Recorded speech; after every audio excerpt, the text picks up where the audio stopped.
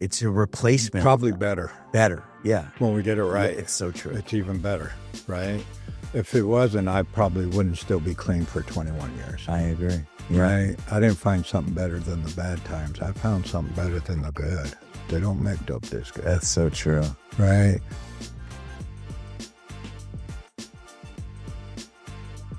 Hi, and welcome to Beyond the Window podcast. I am David Lascher. I am an alumni of the Ventana program, and I'm honored to be here in one of my favorite places in the world. A little over a year ago, I came to Ventana. I had 7 years of sobriety from 2012 to 2019, and I let that go for a while. And I was not sure I was still an addict, and I had to go find out. And I was offered an opportunity to come here. I didn't want to do this again. I thought I knew everything. I thought I knew exactly what recovery was. But I somehow had an open mind to come in and have a new experience. I had the humility to forget everything I thought I knew. And I've been thinking about what I did differently, or what I am doing differently this time. And one of the most amazing parts of this recovery, my current recovery, is that I met a guy named Tye Whelen, who I'm sitting with here today. And I'm so grateful for our friendship and for his guidance, and that he's in my life. So how are you doing, Tye? Well, thanks. Great introduction. Yeah, my name's Tye. I'm a recovering addict with 21 years clean. I'm also a counselor at Ventana, and I've been working in treatment for like the last 5 years. And me and Dave came together today, and we were trying to kick around a cool topic of discussion, right? And we thought what would make a cool topic of discussion for recovery was like the process to change, right? Yeah. There's a quote in the 12-step literature that says we need a complete personality change in order to recover. Yeah. Right? And what that means to me is it's like I can't be the same person that used to get high and just not get high no more. Right. That's even worse than being in active addiction. So Yeah. So I had to become the kind of person that doesn't need to get high. Right. I needed to change. Right. And the problem is I didn't know how to change. I've been trying to change my whole life. I always wanted to be a good guy. I was always trying to do the next right thing. I just had a magical way of making everything worse. Right? Yeah, I hear you. And then when I got into recovery, it was a beautiful process to change. And I think that's the topic for today would be steps 4 through 9 is the process to change. And that's a great topic for me, because as I was saying, when I had recovery for those 7 years, I went to a great place in 2012 called Coherence Foundation. And it was an introduction to the 12 steps. It was an eye-opening experience. I didn't even know what alcoholism was or addiction was or anything, but I didn't hear how important it was to do the steps. And I never did. Right. So I stayed clean for 7 years. I never did any of the work. I went to meetings. I loved my home group. But coming here, I mean, your groups, I mean, you have a morning group, steps 1, 2, and 3, which I did over and over and over again. And then those afternoon groups, which was what we're going to talk about, 5 through 9. And even when I was working with my sponsor, I remember you would say, come into my office before you go ahead with step 5. And come into my office before I want to make sure you're feeling step 6, that you're having an experience with it. And that is the difference between my recovery this time and last time. So I think people will really, it'll resonate to see how you approach the step work and how transformative it can be. Yeah, you said a lot right there. A lot of us go through the process and we have an intellectual understanding of it, and we're going through the motions and we answer all the questions right, but Right. we forget to have that experience with it, right? And if we could just stop and then, like, put the little extra emphasis on the little things and make it real and have that real experience, and it's that experience that changed me, not the intellectual understanding of the process, but it was putting it into action and all the little details and really making it real this time so I could have that experience that changed me. Yeah. I'm not the same person that came here 21 years ago. Right. But I think people they Thank really God. need, yeah. Yeah. Same with me, dude. I walked in here and I was like, I hated life. I didn't want to meet any of you. I didn't want to meet new people, have new experiences, go new places. I just wanted to isolate myself. And now I talk about becoming a different person. It's a change in perception of everything. I want to meet new people. I want new connections. I want new experiences. I say yes to almost everything that sounds interesting to me. I want to learn every day. I want to grow and I want to show progress in who I am every day. Life becomes beautiful again. I mean, purpose and peace, freedom of, the craziness of your own head. But I think people need some kind of guidance with the steps, which you offer here, which, I mean, it is a lot of work, but if you're not getting chills when you're reading your fifth step, you're not feeling it. And that's what you showed me. And I think we want to talk to people about how to have that experience and how to, like we were going to talk about, breaking down those defects of character, those things that have been causing all this tragedy and all the pain in your life. And you could say it's, self-seeking, dishonesty, fear of financial insecurity, all this stuff. And you would say, well, have you ever felt shame? Could it all be related to some unresolved shame that I'm not worthy of love and connection? And you know how to break it down, or you showed me how to break it down into not simpler, but more understandable terms where it's not, I don't have 100 character defects. I maybe just have a few. Yeah. Yeah. And to get to the exact natures of our wrongs, it's never the surface level stuff, right? Right. And we have to go a little bit deeper and get to the underlying root cause, right? But before we go off into how we get to that point, there is a foundation, right? And the first 3 steps is our foundation. Before we could get into the inventory process of the 4th step, I need a good foundation in recovery. And I don't want to put a lot of focus onto this group discussion on the first 3 steps. I want to keep most of the focus on 4 through 9. Those are the action steps. Those are the steps that changed me. Right. Well, first 3 steps actually changed me too.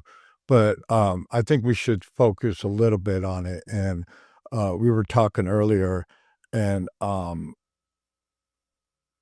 of that foundation was getting out of that fight and flight mode and our survival instincts and surrendering and getting back into homeostasis and really connecting with my true self, right? And I think you had a really good experience with the heart-brain coherence. Yes. Oh my God. Yeah. So many of your groups blew my mind.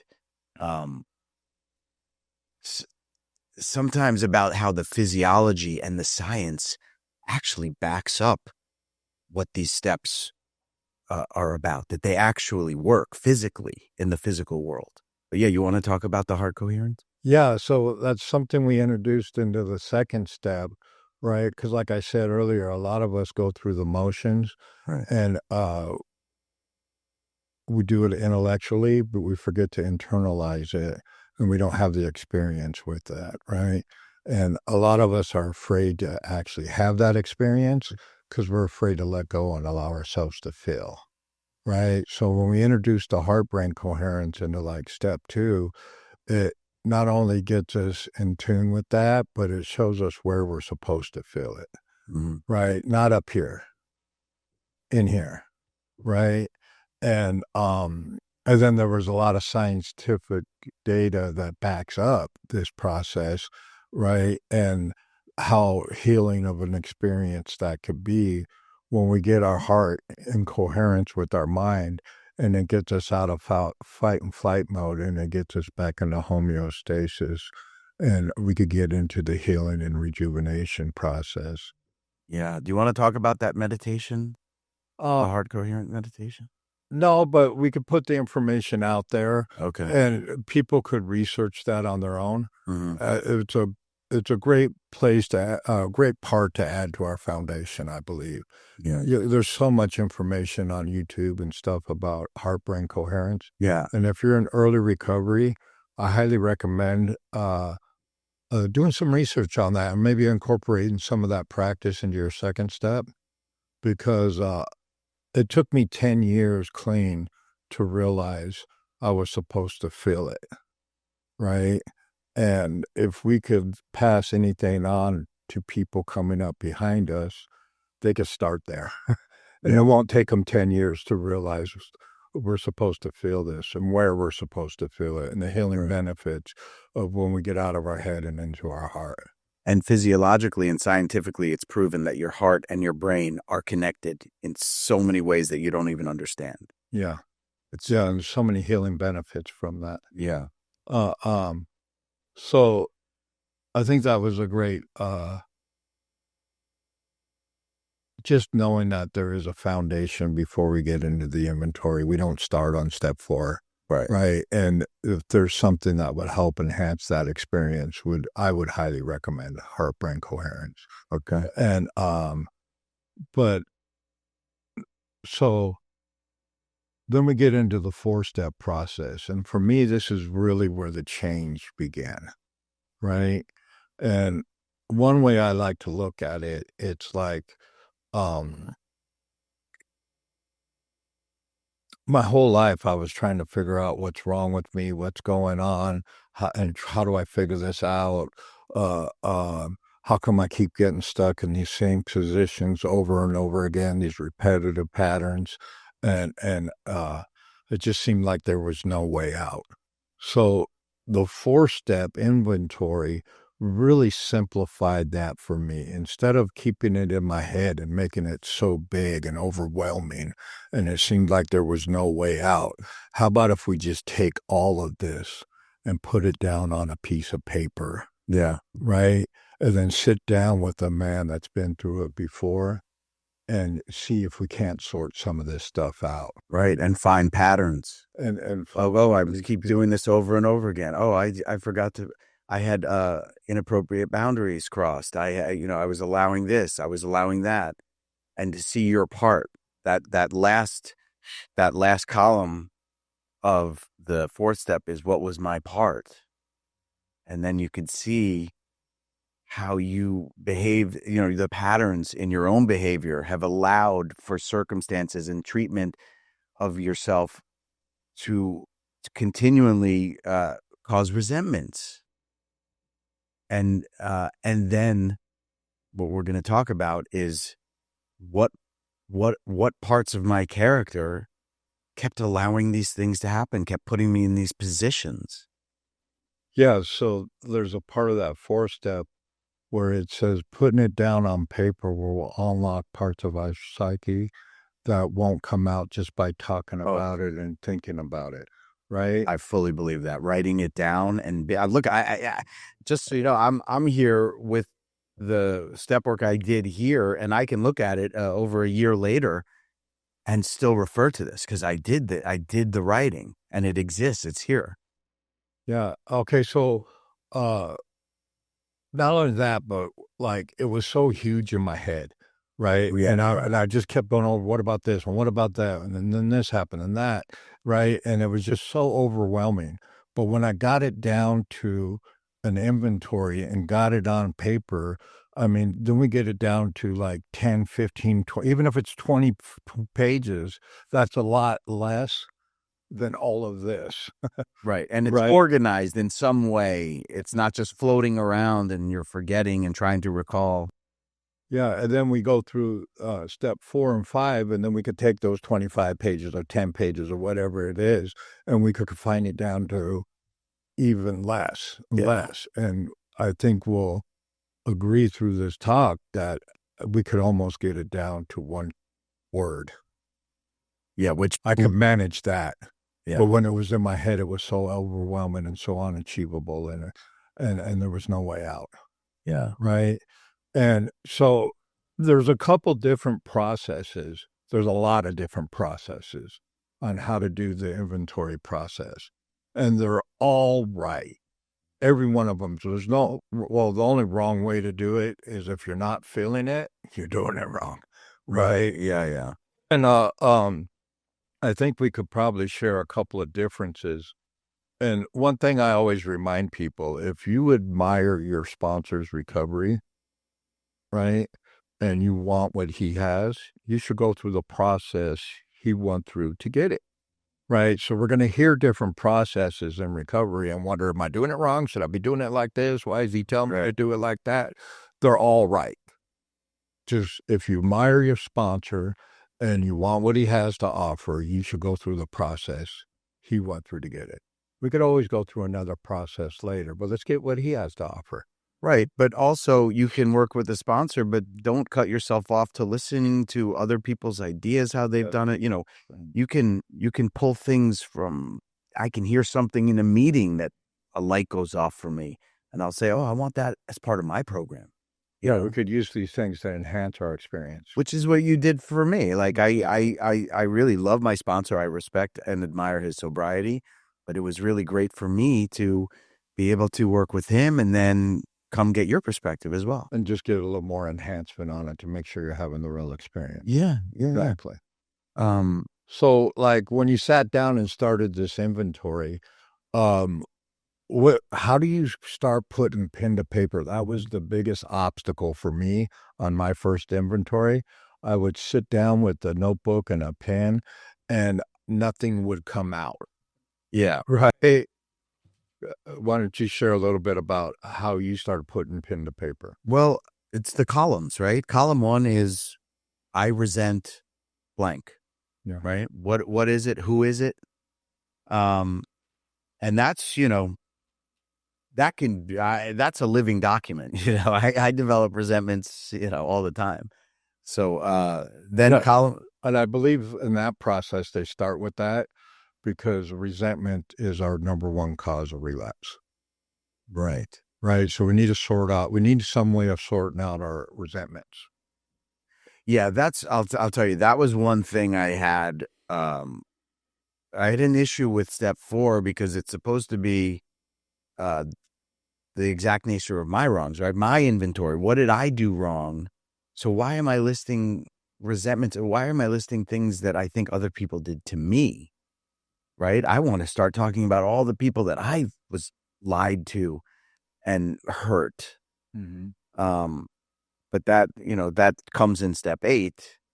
And then there is what was my part on this. So column 2 is because. Why? What is the resentment about? Right. Okay. That uncovers, why I'm feeling resentful towards that person or that institution or whatever it happens to be. Okay. So in the second column, after I do the first column of resentments, and then I go into the second column, and did that clear up a lot of the resentments and you realized that a lot of them weren't even true? I was just making them up.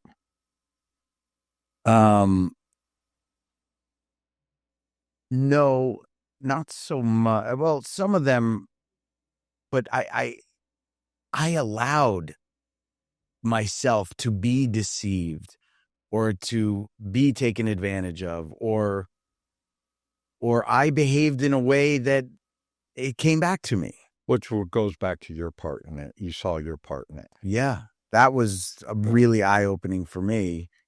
And then to recognize those patterns, right? I was talking to a client here who's dealing with realizing that he's been gaslit over and over throughout his life. And I relate to that as well. And that is a pattern in my life that I have like a blind optimism. I don't want to see the truth.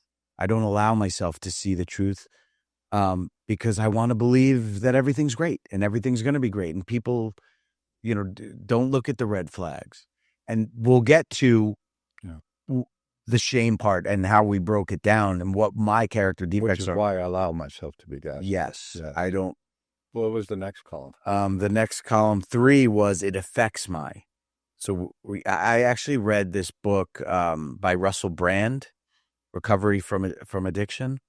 And I read it while I was here in RTC. And it was, Russell Brand is really funny and he writes it in a very relatable way, his experience with the 12 steps.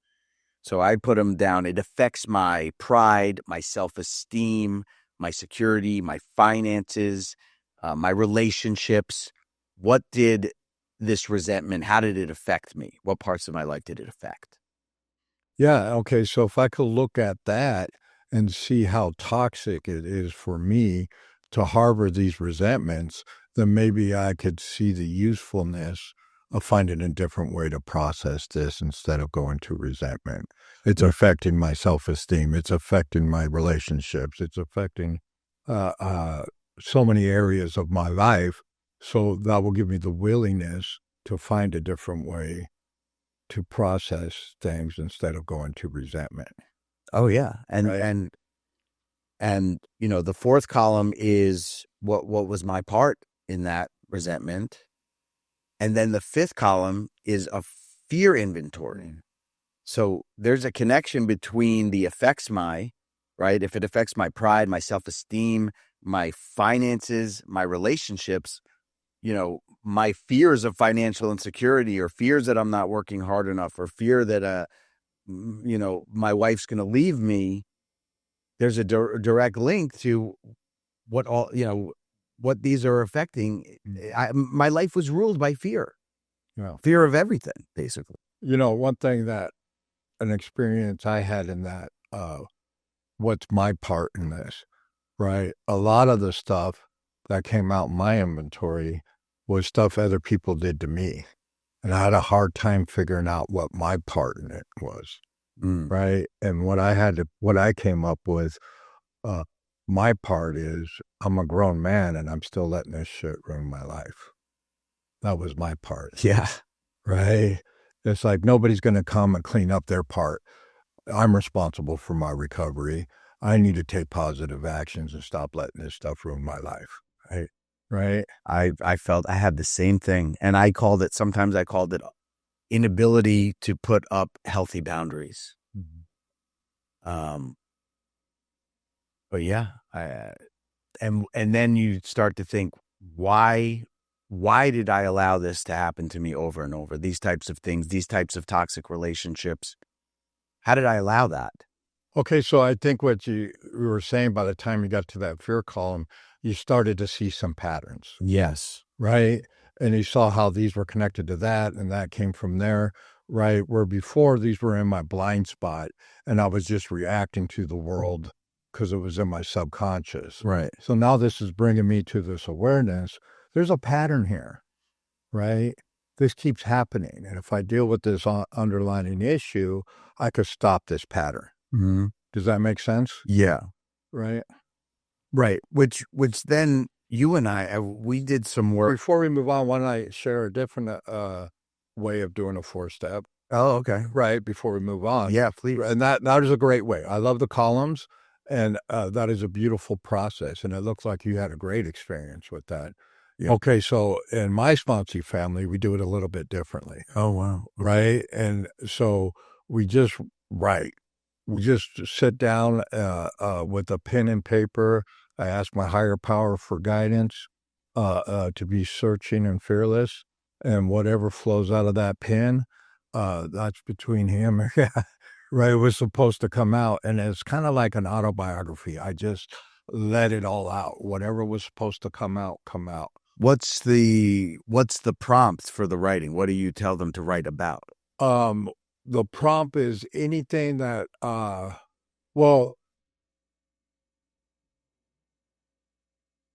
the prompt would be a searching and fearless moral inventory of myself. I don't like parts, right? Because it's when we leave, this is your part and that's my part. I leave parts out. It's my life. It's all my part. I'm going to have to do the work to clean it up. Right. So, like, we could write about our fear. We could write about our resentments. We could write about relationships. We could, yeah. And it's not really a set column per topic. It's more of a free flowing, whatever comes out, supposed to come out, and let it flow. Whatever you think is relevant and has affected you in your life. Yeah, and sometimes it's easier to break that down to a timeline, like major events from 5 to 10. Right. Major events from 10 to 15. Major events. And then when you start doing that, like let's say I pick 3 things between 5 and 10, right? Good or bad, right? And then as I start to flow, I'll probably think of more things that happened between 5 and 10, and I could come back and add to it. Right. Right. And so this way of an inventory, like I said, they're both right. But it was just, for me, it was a really free flowing, whatever comes out is supposed to come out. I'm asking my higher power for guidance, and I just keep writing. And then I would sit down with my sponsor, right, and read him parts of this, and he would prompt me. He would say, I think we need to do some more writing on this. I think we need to do some more writing on that. Okay. So he started reading through it and recognized, okay, we have something here. Let's go with this. Let's go with that. Let's go a little deeper on that. And he would prompt me on that. And we spent a lot of time on it, and we really went thorough. Matter of fact, I spent so much time on it. I was like, look, dude, I'm done. All there, trust me. Right. I said it a little bit more rudely than that. Okay, so and then from that inventory, he had me go through and make a list of the exact natures of my wrongs. Yeah. So the beautiful part about the inventory is a lot of people get hung up, like the inventory is a lot of work, right? And it's only the 4th step, and we're like, oh my God, this is a lot of work, and I got 8 more steps to go. Right. But the inventory, the 4th step, is 70% of all the step work. Right. Because in my inventory, I pulled out a list of my exact natures of my wrongs for my 5th step. That's where I got the character defects from my 7th step. Then I pulled out all the people I had harmed from my 8th step. Yeah. Right. And the next thing you know, I'm on 9 fast. Right. Yeah. And then we get into 10, 11, and 12, which is maintenance steps. Right. So when I got done with this inventory, he had me go through and pull out. Now I'm starting a column. I'm starting a column of the exact natures of my wrongs. And like I said before, it doesn't matter whether I did it and it's wrong or they did it to me and it's wrong. It's my life. I'm responsible for my recovery. What's wrong is wrong. And I made a whole column of the exact natures of my wrong from my 5th step that I pulled from my inventory. And this is one thing I had you go back through your inventory so I could help enhance your experience with this part. Yeah. Right? Yeah. You had me write columns, and the sponsor had you write the columns. Then I had you go right through that and write the exact natures of your wrong. Because the 5th step is we admitted to God, ourselves, another human being, the exact natures of our wrong. Right. Right. And if I say exact natures of my wrongs were lack of faith, people pleasing, ego, self-seeking all the time, lack of boundaries, too trusting, procrastination, dishonesty, fear of asking for help, you said, let's break it down even more. Yeah. So first we get that list of the exact natures of our wrongs. And that's what I was talking about before. My whole life I was trying to figure out what's wrong. Right. What's wrong? Well, how about if we put it down on a piece of paper and start processing some of this? Now we're getting to the solution. What's wrong? Right? Right. So now I got one list of the exact natures of our wrong, but it's never the surface level stuff. We need to get to the exact nature of our wrong. Yeah, it's like breaking down a fraction. Yeah. So one way of doing that was real useful, and I think you had a great experience with that, is we took that list of my wrongs and I asked myself, why is this wrong? And went a little deeper. Why is this wrong? And went a little deeper. And why is this wrong? And I asked myself 3 times, each time going a little deeper and a little deeper. And then the third column was the exact nature of my wrong. And when I took it all the way down and kept going deeper and deeper 3 times, what I have found, and I think you had a similar experience, the exact underlining issues, the real nature of my wrong, was they started lining up. It was like all the ones, like I had 25 on the first column. I asked myself 3 times, the same word just keeps coming up, keeps coming up, keeps coming up, right? And most of us, when we get to that third part, we'll see that most of this is caused from our deep wounded, underlining, unresolved shame issues. Right. When you brought that up to me, I didn't understand it at first. We had to see it on paper in black and white. Yeah, on paper. And we talked about my childhood. I don't know if you remember, and that my mother, I grew up with a mom who suffered from serious mental illness. Her moods were up and down and up and down. And I remember, like, I was talking to my sister about this. My mom would make me get up and sing in front of people like in inappropriate places at a restaurant. And I remember you were saying, were you always trying to make your mom happy, trying to perform well, make your family okay? And you could never. One kid can't do that. You're not responsible for that, but maybe that's a source of some deep-rooted shame that you because if I think I need to perform well to make them happy, and I'm not responsible for their happiness, I don't have that power, and they're not happy, I think I'm not performing well enough, there must be something wrong with me.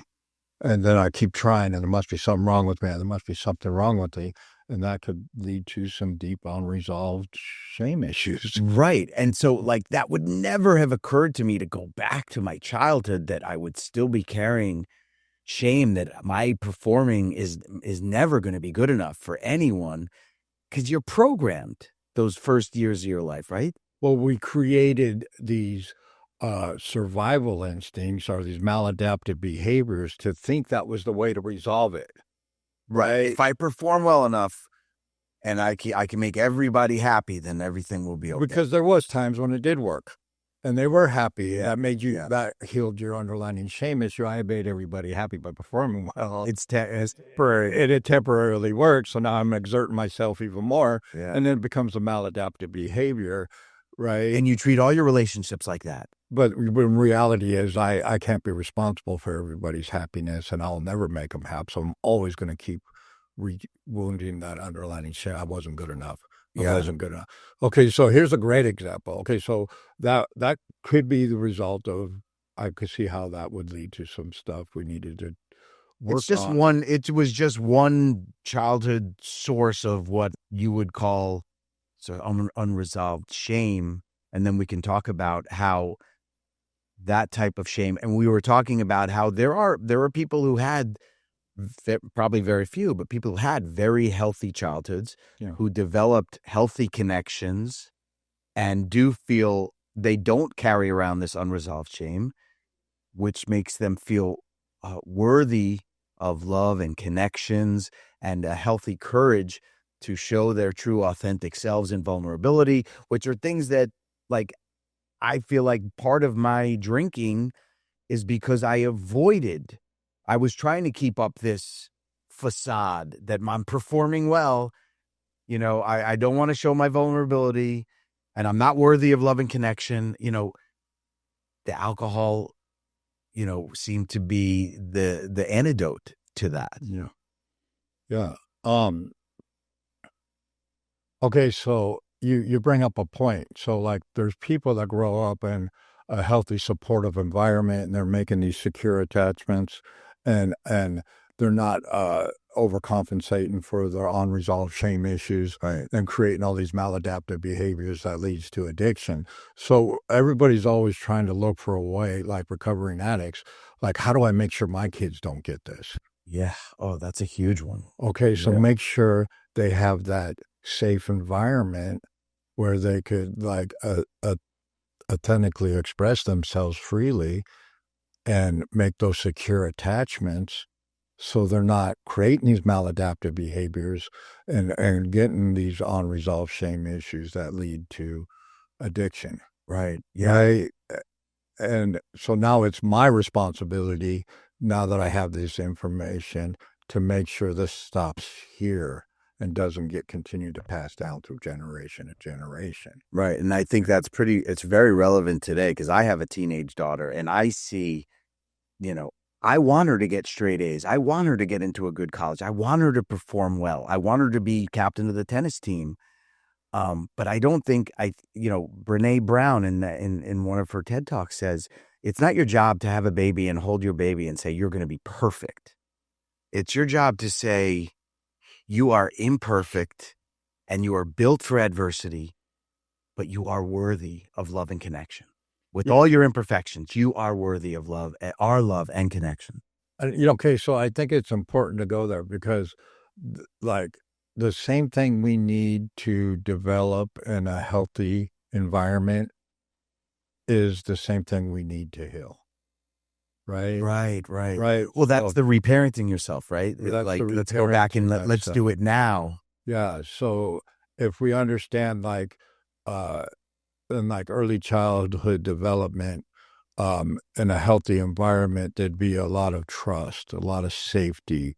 There'd be a lot of support, and people could come out of their shell and generally express themselves, and everybody around them is being their genuine, authentic self. And freedom to Make fail. secure attachments. Yeah. Right? Nobody grows up in that environment no more. No. Right? Okay, so most of us are growing up in an environment where we're always walking around on eggshells and waiting for the next bomb to drop. Yeah. Right? And there's no safety and trust, and the walls are up. Right? And we're not making those secure attachments. So, but we're human beings and we're wired for that, right? Yeah. So what normally happens is I make insecure attachments to substances and behaviors. And a lot of the drugs and behaviors I was addicted to create the same oxytocin levels in my head as if I'm making that secure attachment without the rejection. That's an interesting point right there, that if you don't believe you're worthy of love and connection with people, your way to do it is connecting with a substance. Because we're human beings and we're wired for connection. And that's until you develop that love and connection with the alcohol or the drug. Or some behaviors. Or toxic behaviors. Yeah. Like oxytocins to make us feel like we're having a secure attachment. So that's fascinating. Addiction to me is just an insecure attachment to a substance or behavior. And when they say in recovery that connection is the antidote to addiction. Yeah. I love that. There's some truth to that, right? So true. But it needs to be that healthy, secure attachment that creates that oxytocin level. And we start getting that right, they don't make dope this good. No. And that, we were talking about this too, and I'm not preaching about the fellowships of AA or NA. This for me, in my experience, those healthy attachments really can come in those rooms, right? And you're rewarded for showing your vulnerability. You're not being judged. There are that healthy support and connection that you were talking about. So I love going to AA meetings, and I've met so many amazing people in this last year that I really feel like know me. Like I could have a friendship that comes through the program, and knowing them for a few weeks or a month, it's a more authentic, deeper relationship than some people I've known outside of those rooms for years and years. When I see that, Or people in my family. yeah, who like your conversations are like everything. Not talking bad about my family, but yeah, there's a deeper connection there. Right. And I get why that fellowship part is so important for me. It gives opportunities for those healthy connections. Okay, so now we're getting into the healing part, Yeah. which is beautiful. Healing. So the first part of that healing part, right? Well, yeah, we'll call it the first part, right? Is building healthy support. Yeah. Right? We're human beings. We're wired for connection. We all need this safe environment where I feel there's a lot of trust and safety, and I could let the walls down, come out of my shell, and express myself freely, and everybody else in that support group could do the same thing. So true. Right? And now we're making those secure attachments. But we could go to these support groups and never build that kind of a support group. Yeah. You can go sit in the back and never talk to anyone. But when you do have the courage to just raise your hand, say something from the heart, anything, and a few people come up to you afterwards and say, you know what, I really understand what you're saying. That really resonated with me. You're saying the same oxytocin, the same feeling you would get from a connection with a shot of alcohol. It's a replacement. Probably better. Better. Yeah. When we get it right. Yeah, it's so true. It's even better, right? If it wasn't, I probably wouldn't still be clean for 21 years. I agree. Yeah. Right? I didn't find something better than the bad times. I found something better than the good. They don't make dope this good. That's so true. Right? Yeah. And okay, so, but now going through this inventory process and breaking down the exact natures of our wrongs and seeing how this one character defect is creating this whole big thing that was so overwhelming that I thought there was no way out and it was hopeless. And now I broke it down to, okay, I got one thing I got to address. Get it? Now I'm willing to do the work. I take care of that one thing, all this goes away. Right. Before it was overwhelming and I couldn't see any way out and it was hopeless, right? And it's like, wait, all I got to do is work on this one thing and all this goes away. I'm willing to do whatever it takes now to address that one thing. I'm going to build that real support group that gives me that healing, secure attachments and not just go through the motions and like hang out with buddies in the rooms. And you get what I'm saying? Yes, that to go into a meeting and actually raise your hand is actually It's a good place to start. Saving your life, rebuilding your life, opening the door to this. And theirs too. And because they're human beings and they need it too. So you're a part, it's a two-way street. Yeah, well, that's the beautiful chain reaction of the 12 steps. But just to summarize, we've talked about all the work we've done to sort of get a lot of the pain and suffering and causes for our addiction down to really one word, which is shame. And then one of your groups, Tye has a group that is a roadmap called Healing from Shame. So like you were saying, if you realize my life was a disaster in a million different ways because of one thing, here's a roadmap to really, like, you got to take this seriously. Yeah. Like, this isn't just words on a page. So go ahead. You're talking about building a safe support group. Well, okay. So like, you gave a great example of how your shame could have came about, right? And we all have different life experiences, right? Mine was brought on by childhood trauma, right? And when a child's abused, he doesn't stop loving his parents; he stops loving himself. Oh God, yeah, right.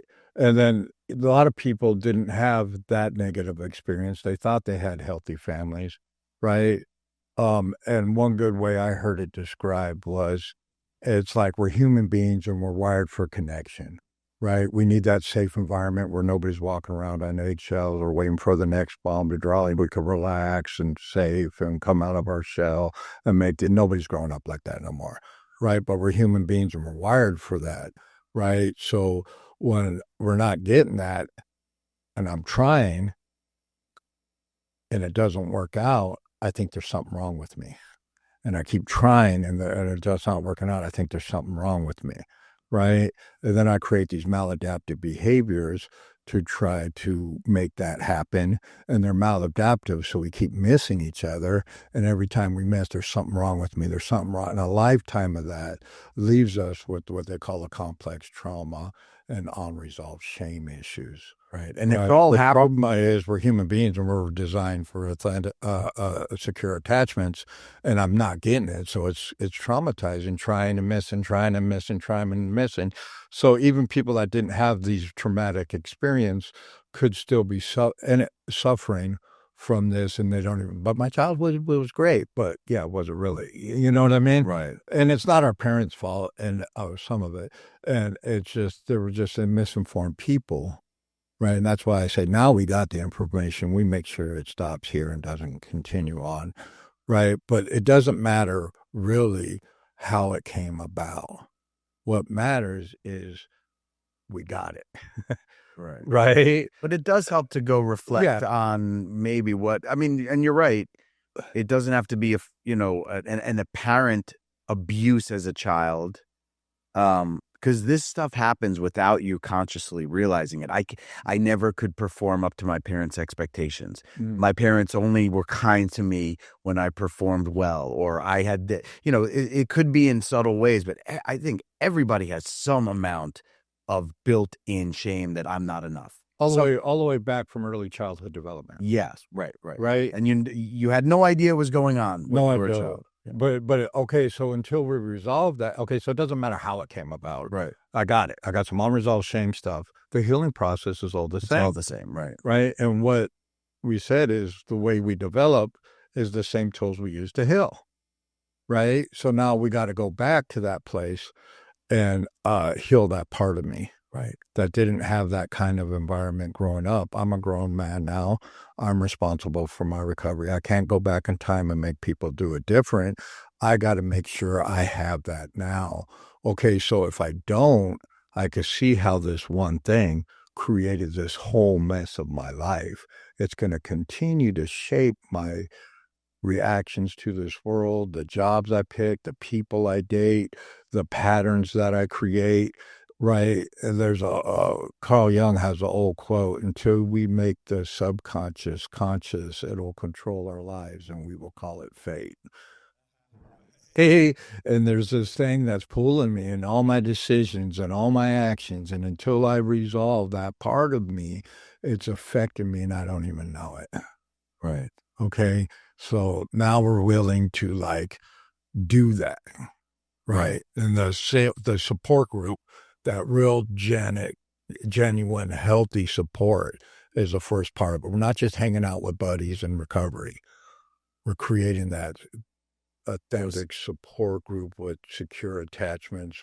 Right. You're giving, shell. You talk about the reparenting yourself has become a big kind of, people are really talking about that now. But when you think of yourself as a 10-year-old child, what would that boy need right now? Would that boy need some healthy connections right now?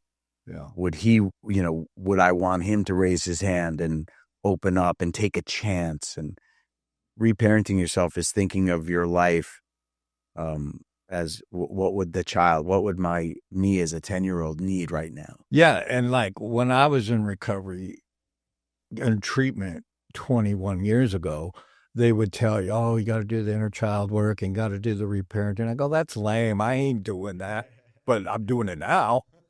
Right. When I now see how that affected my life and all I have to do is do that and it resolves all these issues, I'm in. Yeah. Right. That's what they're doing out there. It does. Right. But it's oh, you're going to do it eventually. When you get tired of it ruining your life, you'll find the willingness to do it. And the inventory process and the fifth step was a great self-awareness to create that willingness. Yeah. To get it. So what we would call that in the 12-step community would be putting myself on the 8-step list and making amends to myself. As part of the healing from shame process. and then I like to take it a little deeper and incorporate some psychology into this, right? And like, How do you make an amends to yourself? okay, so I start treating myself the way I deserve to be treated.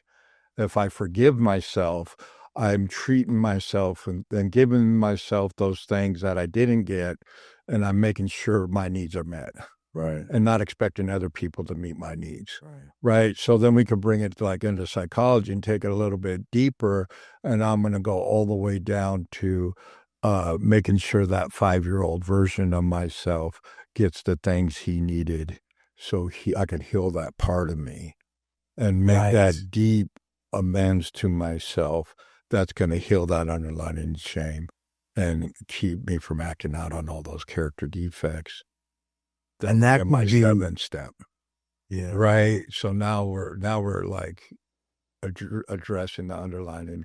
Okay. So like, let's go to like they're making amends to myself, but taking it really, really deeper all the way back to that, early childhood that, wasn't resolved. I didn't get, but now I'm a grown ass man and I can't make my parents do it over again. I can't go back in time. So I got to do it. Mm-hmm. It's my recovery. I got to make this right. So that's why I got to reparent myself. I got to make sure that version of myself gets everything he needs that I didn't get so I could heal that part of me. Right. Right. And one way of doing that would be for me to look at myself like that 5-year-old version of myself. And okay, so I might let toxic people in my house. I'm a grown man. If it gets out of hand, I can handle it. But I'm not letting those people in my house if my 5-year-old son was there. Right. And that's one you have here on the Healing from Shame is setting healthy boundaries. Yeah. For your own recovery, for your own well-being. So I need to learn how to treat myself the way I would treat that 5-year-old version of myself. Yeah, and I don't have to stay in a toxic relationship. I don't have to stay in a friendship that constantly makes me feel bad. Yeah. That is not supportive.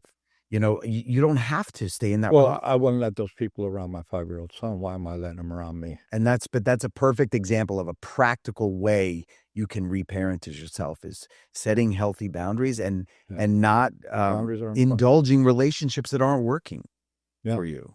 Okay, and I might like eat a bunch of junk food and not care, but I'm not feeding that to my 5-year-old son. He's getting the grass-fed, the free-range, the organic, all his supplements. So I don't treat myself the way I would treat him, and I'm forgiving myself by treating myself the way I should have been, deserved to be treated. That's so true. And to realize that making time for self-care, whether it's making sure I have time to take a hike in the morning with my dog or to make sure I get 10 minutes of a little bit of meditation in the morning or, all these things, they're not just like silly little things that I like to do. These are essential for my well-being. Essential because if I don't heal that part of me, it's going to dictate and control my life, and I'm going to call it fate. Right. It's why I can't ask for a promotion when I know I deserve it. It's why I date the people I did. It's why I don't feel like I deserve better. It's why and this is all happening in my subconscious, and I'm not even aware of it. And to bring that to the conscious awareness and say, no, I'm going to heal that part of me, and I'm going to change it. I'm going to be a better person and a different person and a whole person, right? Yeah. And not walk around this world with the hole in my chest and try to fill it with all kinds of things outside of myself. I'm going to heal that part of me. And then you have one on here that's self-acceptance, embracing and accepting oneself, including flaws and imperfections, building a positive self-image and self-esteem. Okay, so like this whole process through the 12-step recovery process will lead to self-acceptance, right? Before I could accept myself, I have to find out who the fuck that is. Right. A lot of us come into recovery, don't even know who we are. And some of that is finding out who I'm not. And that's sometimes a painful realization, like, because I really thought that's who I was.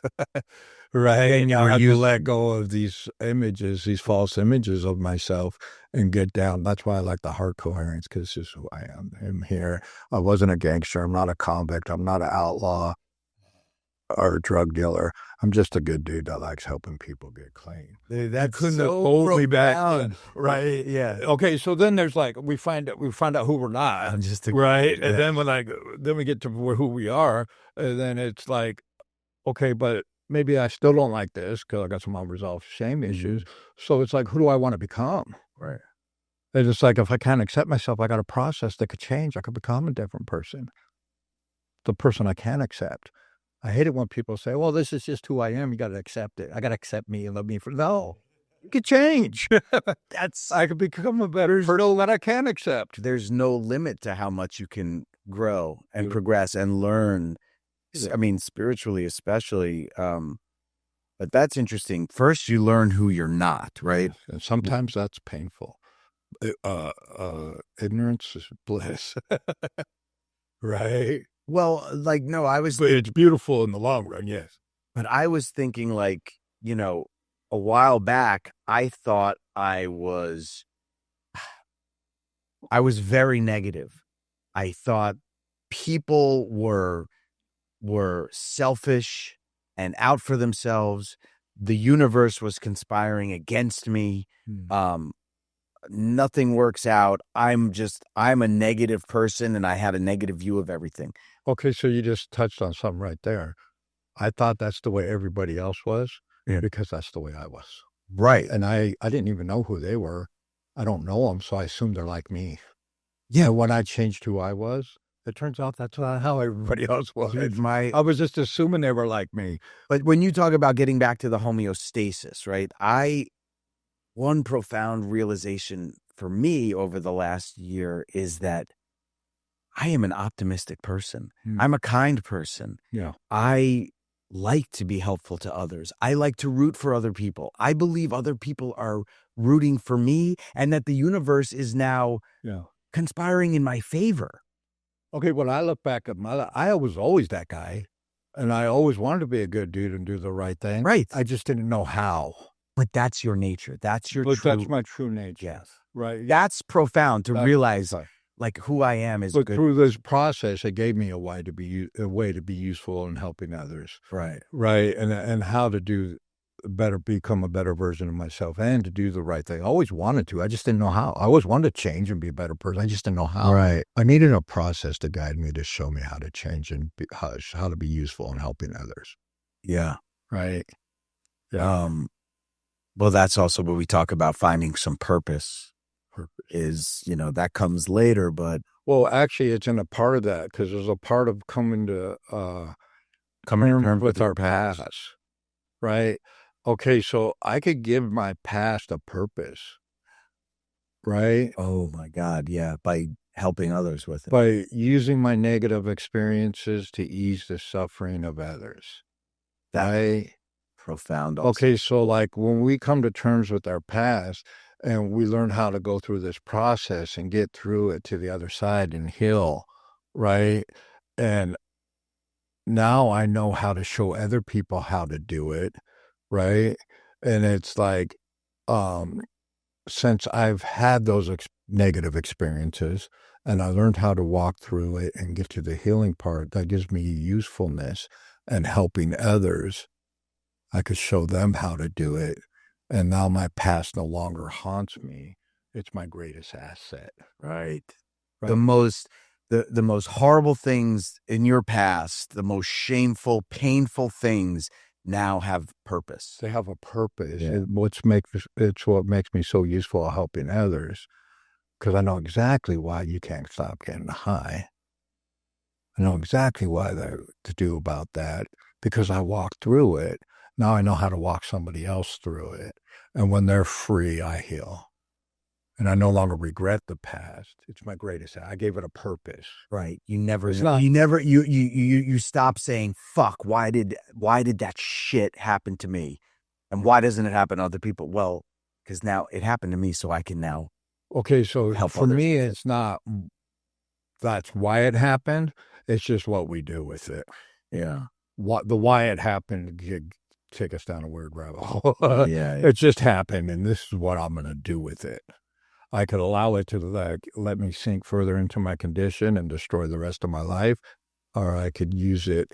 I could get through it, learn how to heal from it. And now that I've learned how to heal from it, I could use it as a tool to help other people heal.